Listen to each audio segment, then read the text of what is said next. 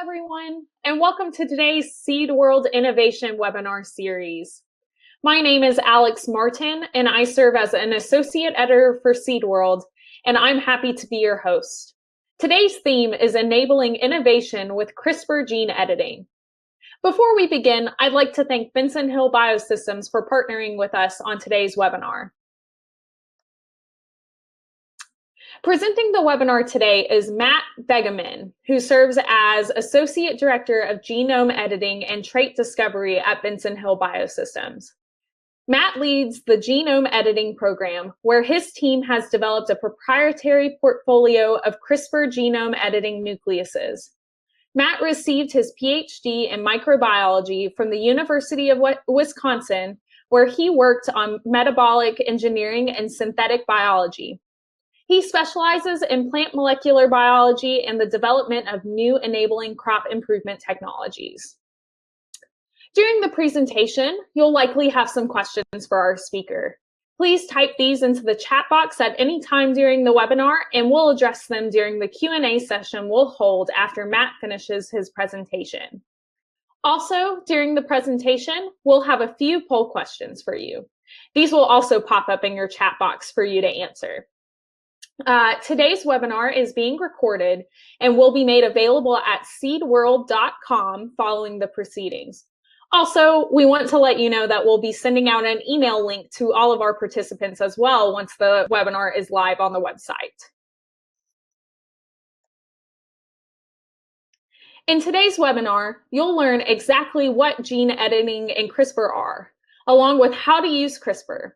We'll also be looking at how to initiate a gene editing program and how product development applications can be enabled by CRISPR. Finally, we'll also talk about how to access CRISPR nucleases for product development. Well, we have quite a full schedule, so take it away, Matt. Thank you for the introduction. So just kind of a reminder, I'm Matt Begemann. I'm with Benson Hill Biosystems, and what I've done for our company over the past several years is I built out the genome editing platform that we have here at our company, going from building out the base enabling technologies all the way through starting to create products that we're gearing towards consumers. So kind of the first question is, what is gene editing? Gene editing is a new technology that's been recently developed that allows you to go in and make very precise modifications to the genome of an organism. This may be a microbe, this could be a plant, this could even be a human. This is a technology that was borrowed from nature. It is the natural immune system of bacteria, and we've been able to take it and harness it for different applications across a variety of different industries. It's currently being used in human health applications right now to help solve a variety of diseases like heart disease and cancer. Some of the first products are going to be coming out on the market over the next several years involved in human health.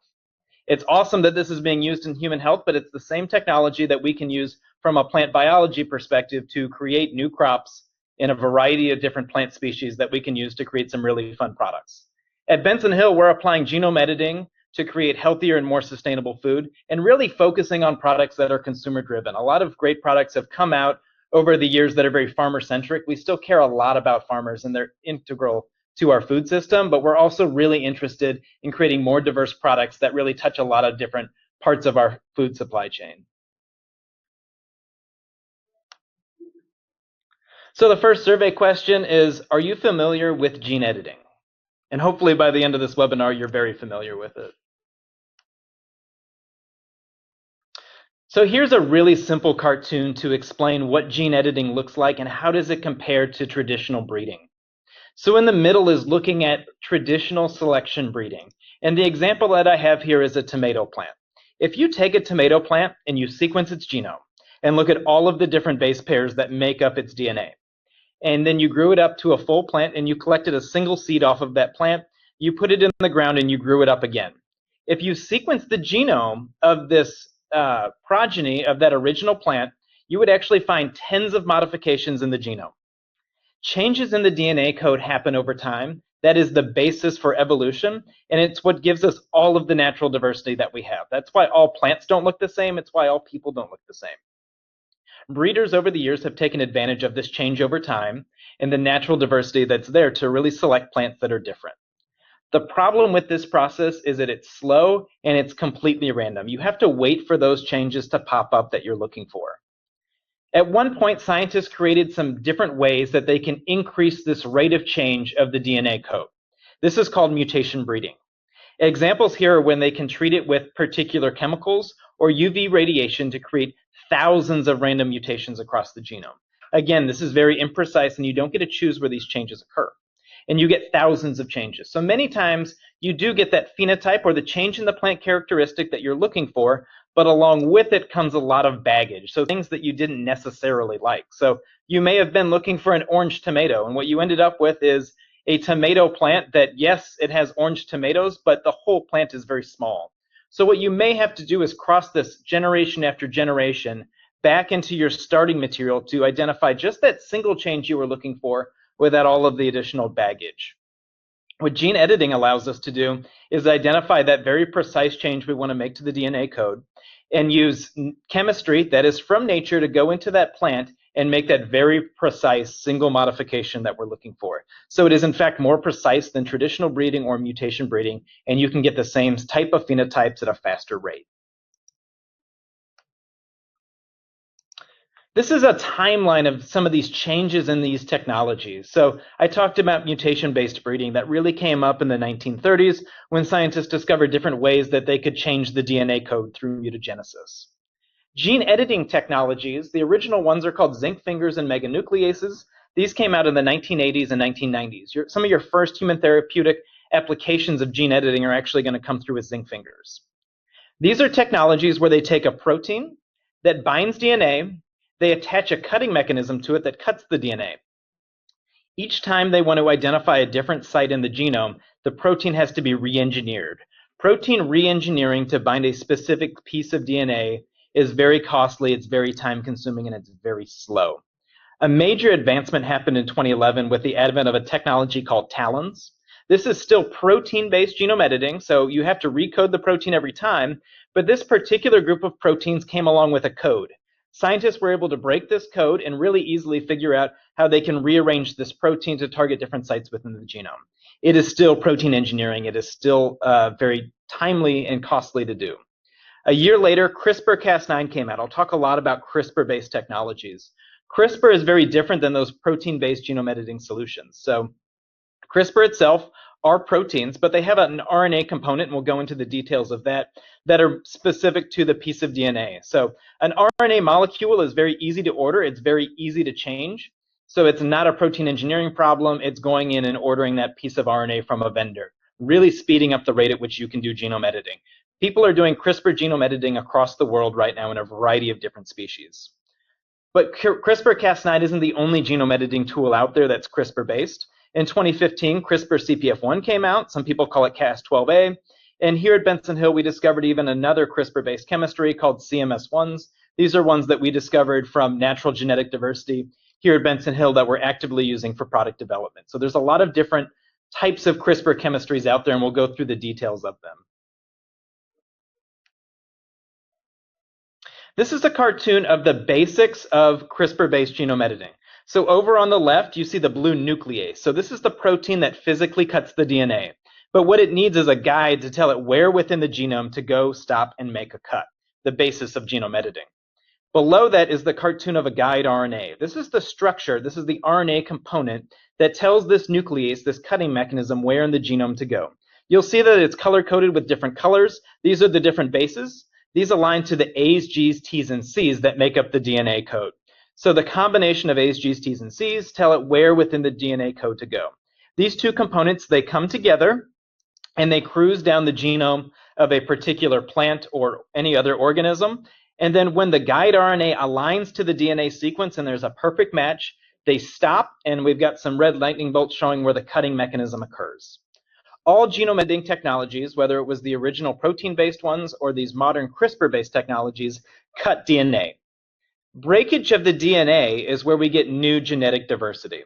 The cell will go ahead and repair that DNA lesion, and sometimes it makes a mistake. And those mistakes or those changes are really what we're looking for, because it changes the DNA code just a little bit, and that gives us the genetic diversity that we're looking for. going a little bit deeper into the technology and the science around CRISPR. And I'm just going to highlight some words that you may have heard when people talk about CRISPR systems, and also give you an idea of some of the differences between these CRISPR systems. So it's not just that targeting sequence that defines where in the genome this CRISPR system is going to stop. There's also something called the PAM site, or protospacer adjacent motif. This is a 3 to 4 base pair recognition sequence. Every CRISPR system has a slightly different recognition sequence. This is kind of the signature sequence that needs to be upstream of any targeting sequence. Different nucleases have different of these targeting sequences, and so they can target different regions of the genome. There's no CRISPR system that can target every single nucleotide in the genome, and so having diversity within that CRISPR system really helps in identifying different spots within the genome to cut. Down below, we identify the protospacer. This is the targeting region. These are usually anywhere from 20 to 24 base pairs long, and they have to be adjacent to that PAM site. And here we're color coding it with those different bases. The other thing to keep in mind is the region of the genome that's being targeted. So not just the sequence, but there's regions of the genome that are more open and accessible for genome editing than other regions. And this is why not all combinations of a nuclease and guide RNA work, even if the PAM site's there. And so there's a little bit of a complicated mechanism to identify the right target sequence, but it can really be figured out because we know a lot of the rules involved in the binding mechanism. So what happens after this CRISPR system comes together? It cruises along the genome, it stops at a particular location, and it makes a cut. Well, then it's up to the cell to make a repair. Most of the time, this repair happens and you actually don't see any changes. Most organisms are very good at DNA repair. We're exposed to DNA damage constantly. Every time you walk out into the sun, you're exposed to DNA damage. Your body is able to repair it. Most organisms are. But sometimes it makes a mistake, and that's actually what we're looking for. So sometimes what you have are deletions. Sometimes people will call them indels, small insertions or deletions where you get loss of DNA bases. This can change the functionality of the gene or even actually remove an entire gene. Other types of repair, you can get insertions or really small specific changes. I'll go into some more details about this, but this is a mechanism called homology-directed repair. So sometimes the cell goes out and finds a region that matches that region, and it can use as kind of a template to make the repair. You can co-opt this system and kind of trick it a little bit and provide it with a template that looks really close, but it's a little bit different. You can use this to drop in new pieces of DNA. Really big changes are possible, but also really small changes where you're just changing out a couple of different nucleotides, a couple of those different base pairs to, again, change the functionality of a gene. So survey 2 is, are you actively using gene editing tools in your company right now? So I talked about genome editing is really speeding up the innovation time because it's a more precise technology. If we kind of look at these on the various timelines, so CRISPR genome editing to make a product is really about 3 to 5 years, and there's different definitions of what that product is, but it's really something where you've created that plant and it's actually marketable at this point. It's usually going to take a year to 2 or 3 years to really do a proof of concept of make that first plant and demonstrate that it does have the phenotype or the characteristic that you're looking for. And then there's a piece of it of product development where you're maybe backcrossing that plant to clean up the background of it and amplifying that seed so that you have something to sell. It's really hard to sell a single seed. Many times you've got to have a pouch or a bag of seed to sell.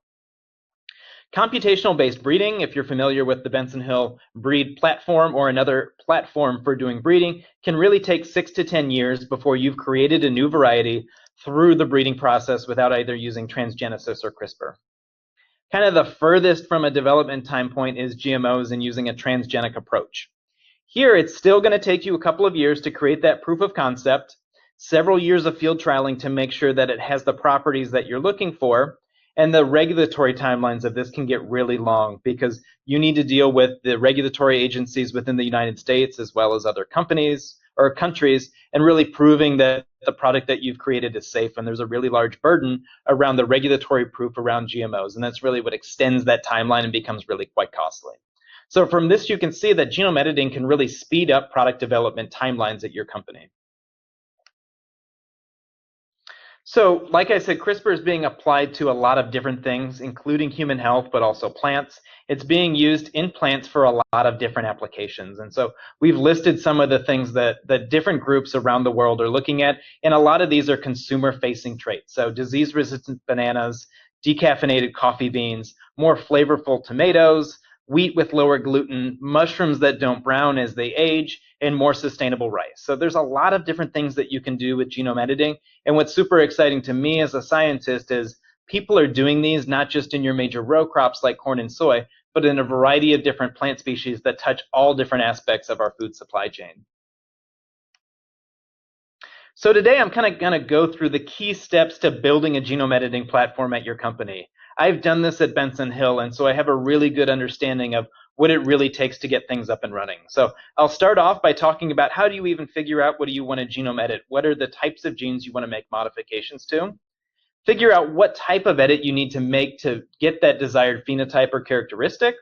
How do you establish transformation and gene editing protocols? How do you actually perform the edits on the line that you want to make? And how do you identify if you were successful or not? And then finally, how do you do that product development part of really validating that you've got an edited plant and making sure that you've got the desired phenotype and characteristics that you're looking for? So the first step is identifying that phenotype. And so if you think about different phenotypes or characteristics, many times you can break them down into two different categories. One I'll call simple traits and the other is complex traits. Complex traits tend to be things like yield. As we all know, there's no single magic gene in any plant that controls yield. It's many different genes working together that give us yield, and disease tolerance can fall in this boat, heat tolerance can fall in this boat, and flavor and taste. There's many, many genes involved in flavor and taste. And maybe there's single genes that you can use to manipulate this, but it's really a combination of many genes coming together.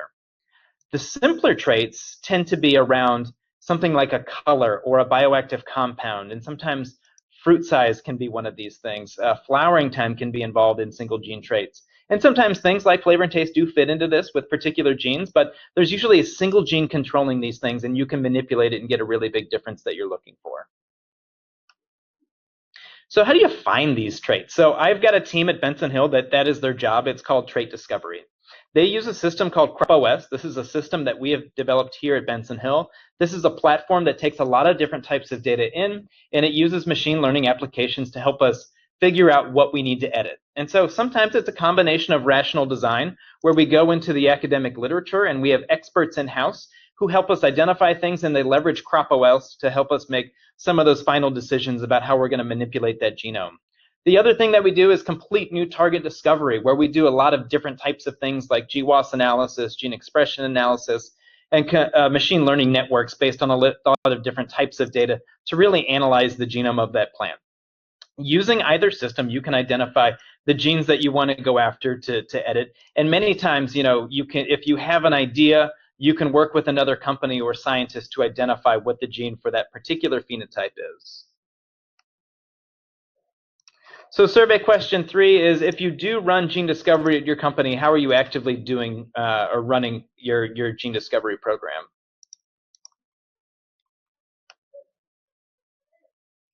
So the next step is to determine what type of editing is needed to achieve the desired trait.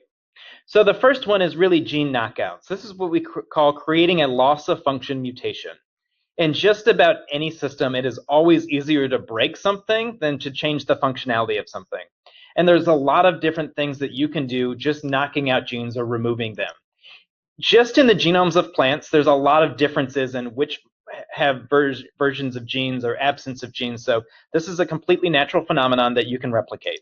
Examples of gene knockouts are the PPO gene. So you may have heard of the PPO gene. So it is the gene that's knocked down in the non-browning apples, and it's what scientists knocked out in the mushroom to create a non-browning product. So that's just one example, but there's many examples. This uses a DNA repair mechanism called non-homology end joint repair, where the cell uses its native machinery to create that small lesion in the DNA to stick it back together, and this is how you create the loss of function mutations. The technical challenge of these is the most simplest, and so we're calling it low here, because relative to the other methods, it's a little less challenging. The next type of editing is called precision edits.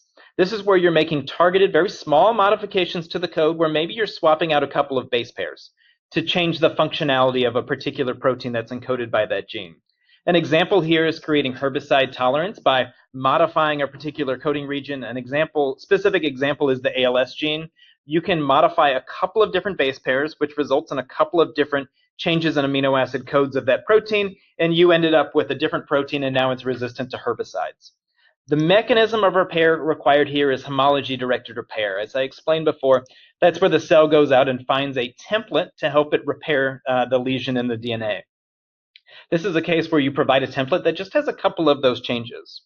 This is a challenging thing because that frequency of that type of edit can be fairly low. So you may have to screen a lot of different plants until you find the one that you're looking for.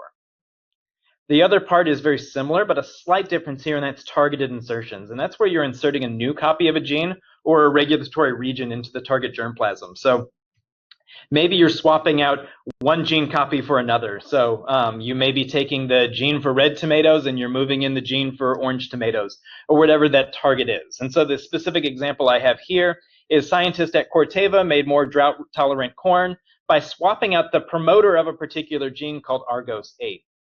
Again, the mechanism here is homology-directed repair, a little more challenging. So if you start to think about what are the types of products you're going to make, it's important to think about what is the difficulty in that actual genome editing execution strategy. And if you want to start out, it's usually best to start out with a more simpler approach with just simple gene knockouts. So the third step is establishing the plant transformation and gene editing protocols. So we've got a little equation here. So there's genome editing, and it happens at a particular efficiency, and you can find ways to improve that. And that's multiplied by your transformation frequency, and we'll go into the details of that. And that really equals the number of product opportunities and the speed of development that you can do. If you don't have very efficient gene editing, but you have super efficient transformation, you're still going to have some trouble.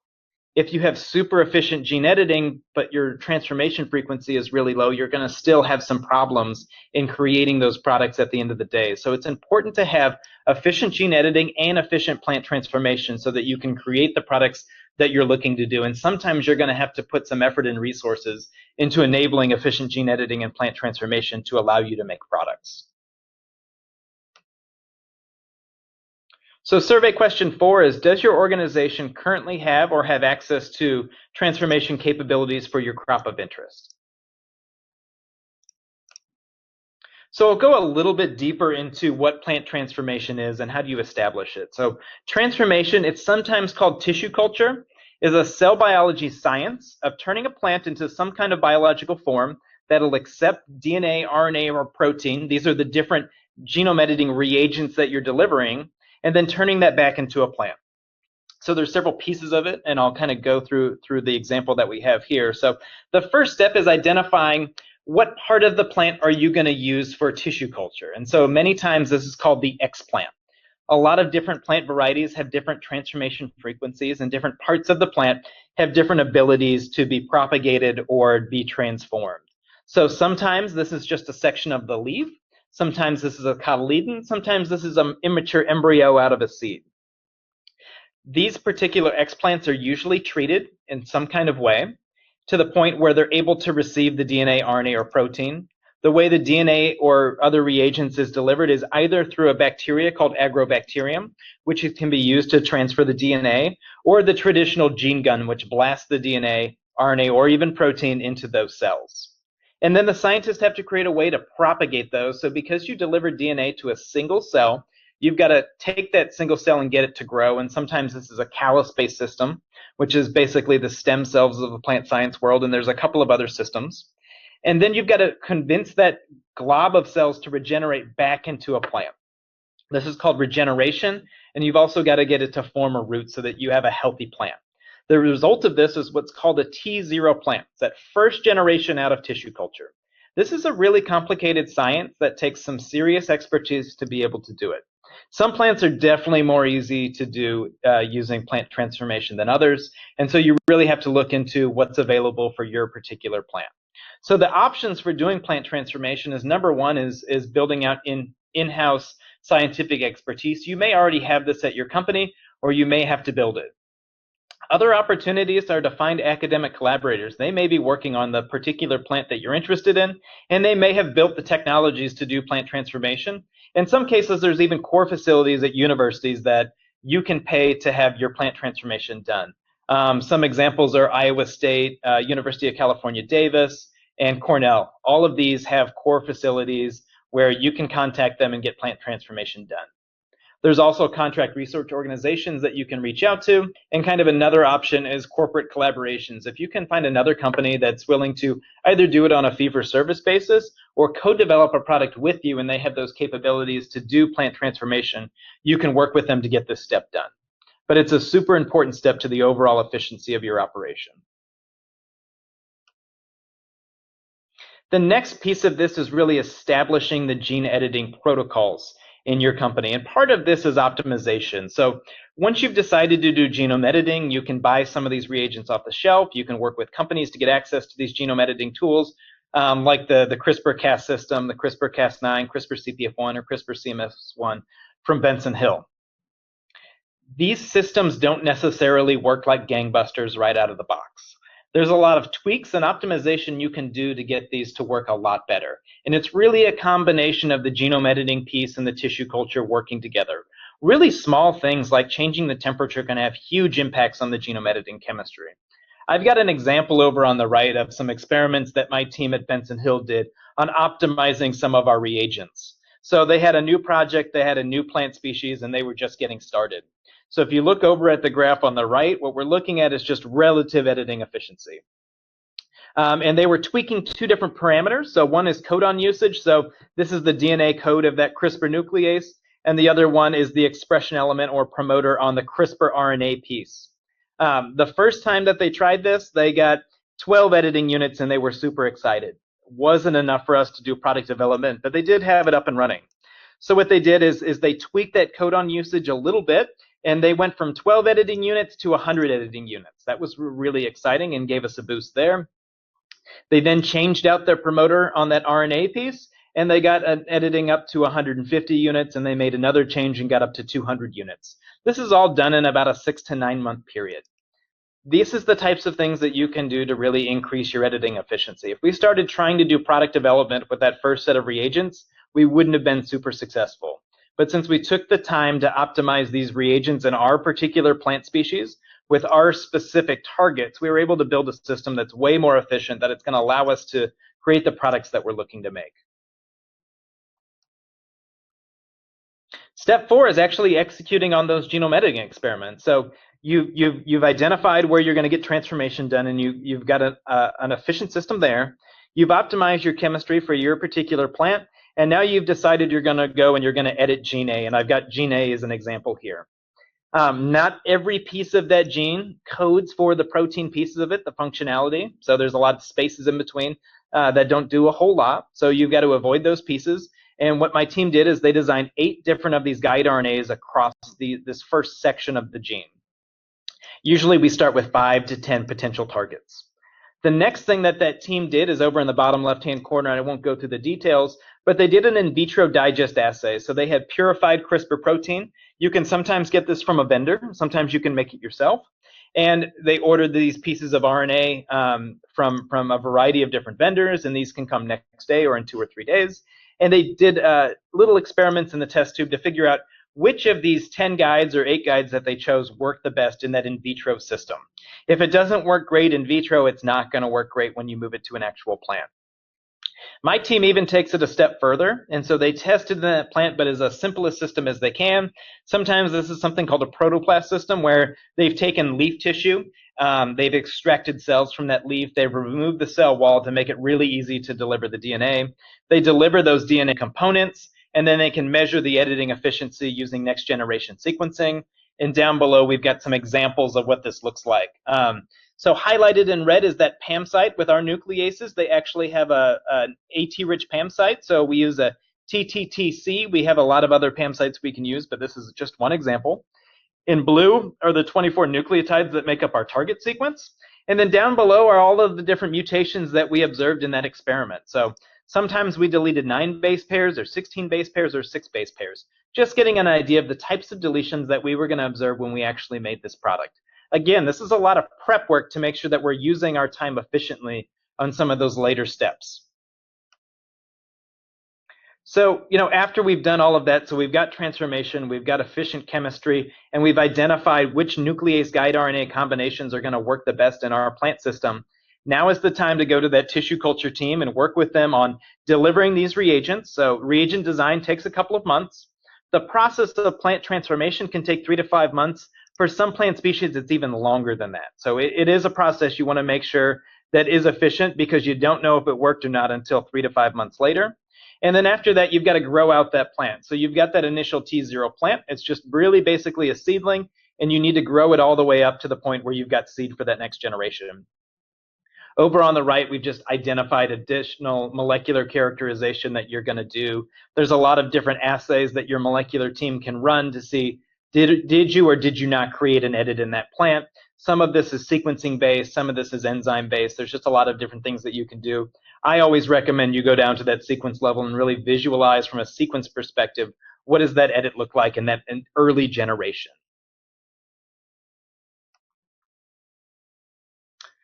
Step 5 is really validating that edited plant that you've got the desired phenotype. So, first step, like I've talked about before, is that molecular characterization. So you go into that particular plant and you identify the gene that you wanted to edit, and you sequence it and you figure out whether or not you made a deletion there and what does that deletion look like. I've created a cartoon of a really simple genome, and each of those yellow rectangles is a chromosome, and I've made the simplest plant I could, and it's got 4 chromosomes. So on chromosome 1, we've made the edit that we're looking for, and when we delivered our genome editing machinery, it actually got integrated into the genome on chromosome 4. This is our CRISPR chemistry that's now part of the genome of that plant. We don't want our product to have these editing chemistries. So what we're going to do is backcross that germplasm. So the next cartoon over is looking at the step called backcrossing. So we've got an edit on chromosome 1, and we've got our machinery integrated into chromosome 4. We are going to cross this plant with a wild type version, so really our starting material that we started with. The progeny of that plant will start to segregate for those different modifications. And through this, we can identify a plant in that next generation that has a modification in our gene on chromosome 1, but it doesn't have any of that editing machinery on chromosome 4, and it's clean. There's a lot of different technologies you can use to make sure that you've removed those reagents, such as different sequencing applications, pull-down sequencing, southerns, a lot of different technologies from a molecular perspective. It is super important to make sure that you have removed these chemistries, because from a regulatory perspective, they are going to be regulated, and you really just want to have your modification at the end of the day. Once you have that plant and it doesn't have any of that editing machinery, you can start to do some phenotypic evaluations, and you may even had a glimpse of this in some of those early generations. So you can do greenhouse or field trials to really assess this plant to see, is it giving you the properties that you're looking for? So do you have the target phenotype that you're looking for? If you're editing tomatoes to make them orange, are they orange? If you're editing for a change in flavor, is there a change in flavor? The other thing to look at is agronomic performance. Do you maintain the same agronomic performance as your original starting material? And really figure out if you have any off types. Does this plant grow just the same as the original progeny? And if so, then you're in really great shape. If not, that's probably not a great product, and you can go look at other events that you made that were edited. So kind of pulling this all together, we've just got some quick tips for how do you build a gene editing program at your company. The first one is to really find that expertise you need in the areas of plant transformation and gene editing chemistry. These are both highly technical areas where you really need that knowledge to be successful. And the higher the efficiency of both of these systems is, the more efficient you're going to be at product development, and you can see those fast timelines that we had. Spend the time on optimizing the chemistry and the target selection. So figuring out how you can de-risk your process as early and quickly as possible using the least amount of money and the least amount of time. So sometimes it's an in vitro digest assay, sometimes it's those protoplast assays. So you really feel comfortable handing those reagents off to the plant transformation team.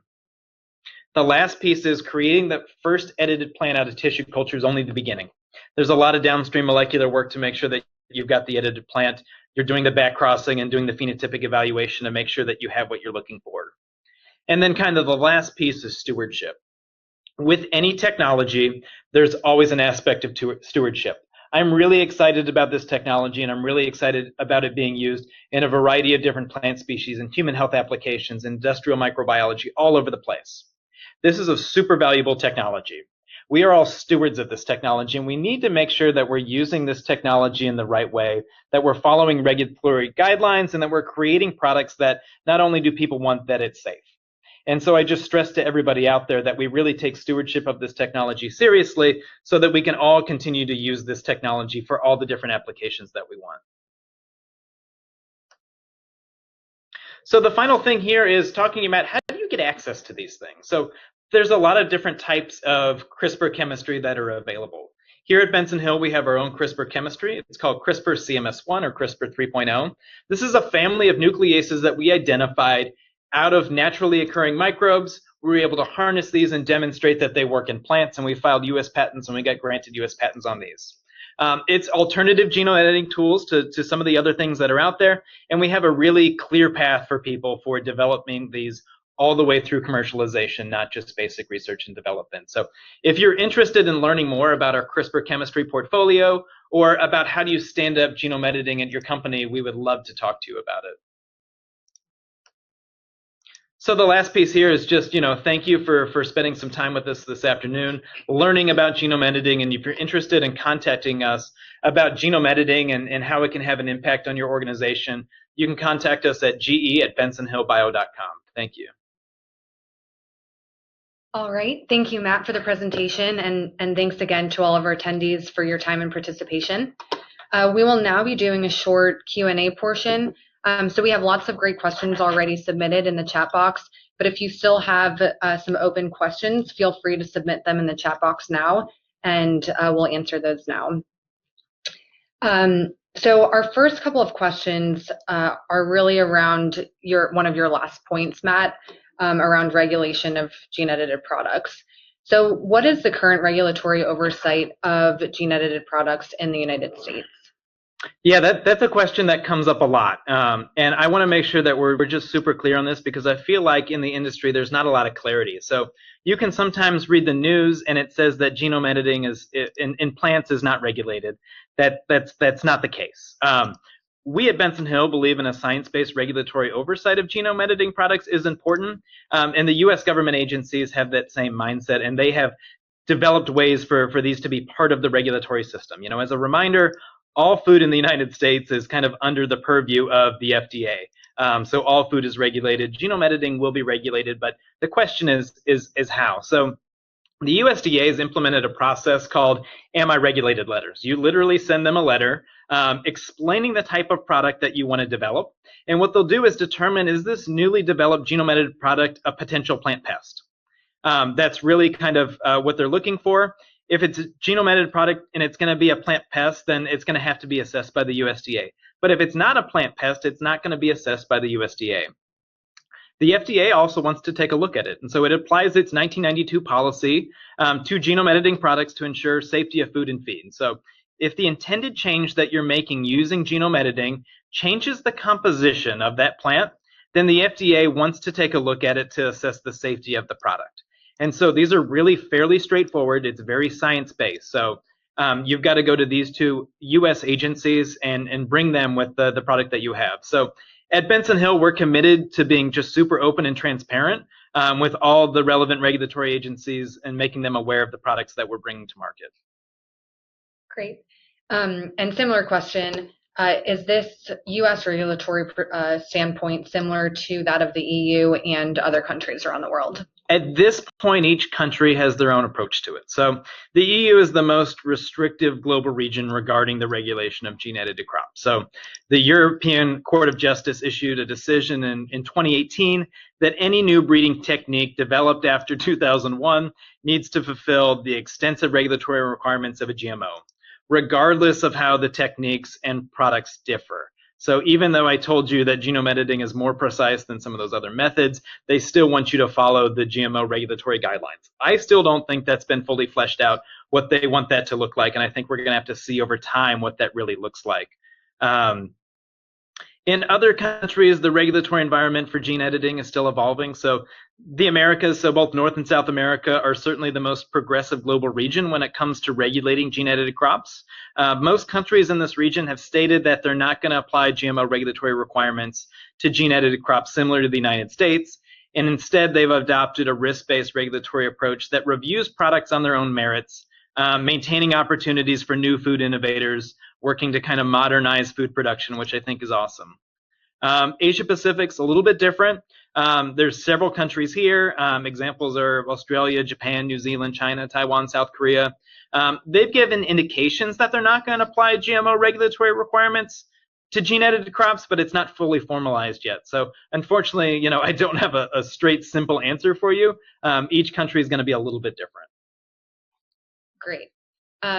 So we've had a lot of questions about target regions and off-target effects. So can you tell us a little bit about that, some of the risks associated with off-target effects, and perhaps some ways to avoid? Yeah, so genome editing, like plant breeding, is considered relatively low risk. And so I think it's important really to look at the science of what we're talking about, especially related to off-target effects. So like I said before, if you take a plant and you grow it out, there's going to be 10 changes in the genome that just happen randomly. When you do genome editing, there is the risk that that chemistry cuts somewhere else in the genome. You can really mitigate this risk through the design process of that guide RNA. So it's only going to cut where that guide RNA binds in the genome. And so if you design that guide RNA such that it has no more than 4 mismatches between its target region and somewhere else in the genome, chances are it's not going to cut at those regions, and the chances, because that editing efficiency is going to be so low. So that's why, I talk about the stewardship. So as part of the design of the chemistry, it's really important to keep that in mind. And each CRISPR system is going to be a little bit different. And so it's good to really talk with scientists about how do you design those guide RNAs to be the most effective and avoid those off targets. If you're in a situation where there may be off targets, you can always sequence those off target regions to make sure that you didn't have any off targets. And that's what we do here at Benson Hill. So if we think that there is a region that could be exposed to an off-target because of that sequence similarity, we can just go sequence it. We can also do backcrossing and other things. So while we agree that there's no such thing as zero risk, gene editing poses a very low risk to food safety. And it's actually more precise than traditional plant breeding. Great. So our next question goes back to your slide on our optimization work. Mm-hmm. So can you just provide a definition of an editing unit? Yes, so that was a particular experiment where we developed a really clever assay where if something was edited, it turned green. And so we were measuring how many things had turned green in that particular experiment. There's a lot of different ways to measure gene editing frequency. And so sometimes people measure it as the percent of plants that they created, what percent of them have an edit. There's a lot of different ways to measure editing frequency. In that particular experiment, we were just asking what percentage of things or the number of things that had turned green. And so that was a count-based metric rather than as a percentage. But regardless of what system that you're looking for, it's always good to have in mind what percent do you really need to get towards. Have that metric in mind as you build out your optimization so that you know what level you need to get to. So our next question is around our delivery system that we use internally. What delivery system do we use? And kind of a separate follow-up question is, what are your thoughts on DNA-free delivery techniques? We use a variety of different delivery technologies here at Benson Hill. So we use agrobacterium, we use bombardment or ballistics. Those are our 2 main ways that we do DNA delivery. A lot of it comes down to the plant that you're using. So the tissue culture process is fairly complicated, and some plants respond better to bombardment over agrobacterium, and sometimes it's the other way.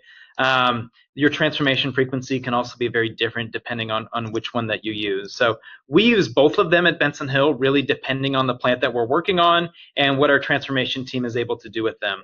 Another really interesting thing that you can do, and we've done this here at Benson Hill a couple of times, is do DNA-free delivery. And so this is where you get the physical protein and the physical RNA component. So rather than encoding these in pieces of DNA that get delivered, you actually just deliver the CRISPR nuclease and the CRISPR guide RNA together. So you can do this through bombardment. You can actually create these proteins and RNA, put them together, you can stick them on a gold bead and bombard them into your plant material. This is a way to just deliver those genome editing reagents without the DNA. You get different levels of efficiency if you do this. It can be challenging to then recover those plants that have been edited, but I think it's an area that a lot of groups, including Benson Hill, are very focused on from an enabling technology perspective of how can we make this even more efficient to really drive the efficiency of this entire process. All right, our next couple of questions are around the different types of CRISPR gene editing nucleases. So what is the difference between Benson Hill's CRISPR CMS1 and some of the other CRISPR technologies on the market? So with our CMS1 technologies, structurally that protein looks very different than either Cas9 or CPF1. It's quite a bit smaller, so it's almost 30% smaller than Cas9 and about 20% smaller than a CPF1, so they're just a little bit easier to deal with in terms of delivery. One of the other difference is that protospacer adjacent motif or PAM site that I talked about at the very beginning.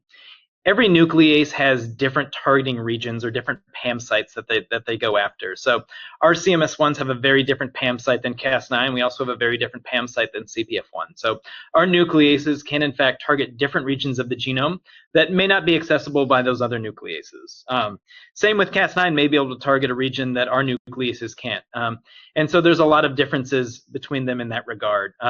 Cutting mechanisms are different. So CMS1s and CPF1s cut the DNA a little bit differently than Cas9, so they give you different types of edits. The deletions tend to be a little bit larger, where Cas9 usually gives you a single base pair insertion or deletion. Something else that we also have at Benson Hill is we don't actually have a single nuclease. We have a portfolio of nucleases. They all have different properties, different efficiencies in different plant systems, different PAM sites, and so there's a lot of diversity in the types of CRISPR chemistry. So I think it's always important to really explore that diversity and figure out which system works best for you. Great. Next question, similar vein. What is the efficiency of Benson Hill CMS1 compared to Cas9? We haven't run those head-to-head comparisons. It's actually really hard to do because they target different sites in the genome. Every site within the genome has different levels of efficiency. I showed you some of that optimization work where we got really big changes in editing efficiency over a short period of time. And you've got to optimize both of those chemistries for that system before you could even do a head-to-head. So there's a lot of different things that you can do to change the editing efficiency, and a lot of that is around optimization. So really, regardless of whether it's our CMS1s or Cas9, sometimes significant optimizations required to really reach that competitive level of editing efficiency. So again, I just showed you some examples where we had 10x or 15x changes in editing efficiency by tweaking just a couple of parameters. So I think there's always room to increase that editing efficiency. All right, next question is, are you able to make advances in the performance of in vivo gene editing versus in vitro gene editing to avoid transformation problems? I think you can spend some time on the in vitro work to make sure that you get the most efficient guide RNA, you've got the most efficient chemistry, so that by the time you're going and doing that in vivo work using transformation, you really optimize your system as much as you can. Same, we also use kind of an in-between of those protoplast experiments. So it's way easier for my team to start off by screening 10 different guide RNAs in vitro and then screen 3 or 4 of them in a protoplast system, and then only take 1 nuclease guide RNA combination or 2 into the transformation process.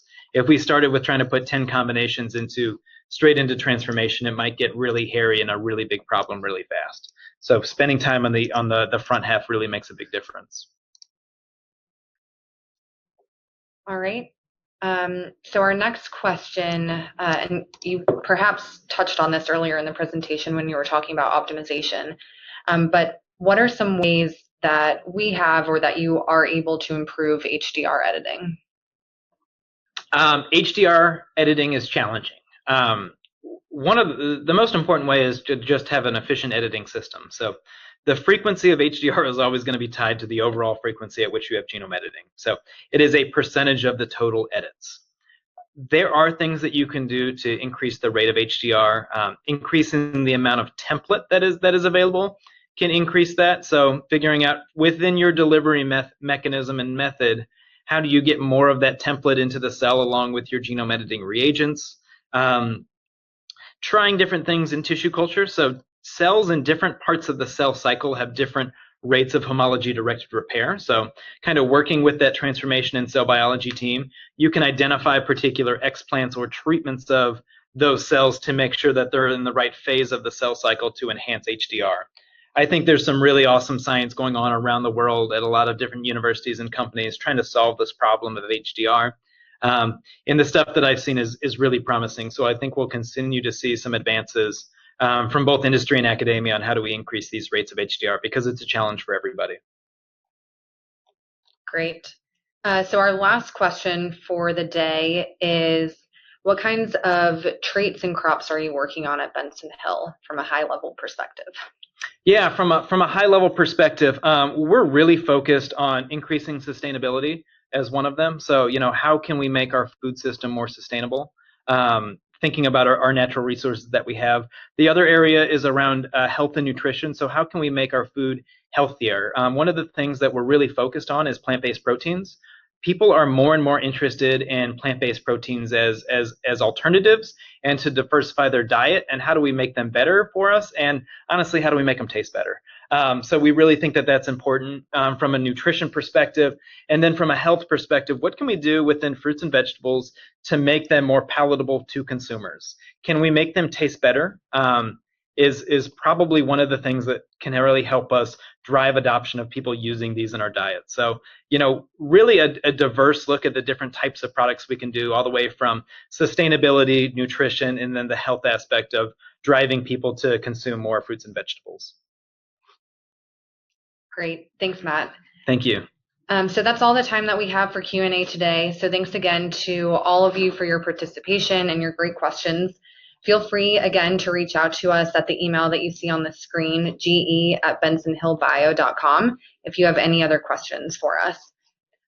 Alex, I will now pass it back to you to close the session out. Thanks so much, Marissa. Well, so that's all the time we have today. We just want to give a big thank you for everyone who participated today, and we hope that you found this information of value.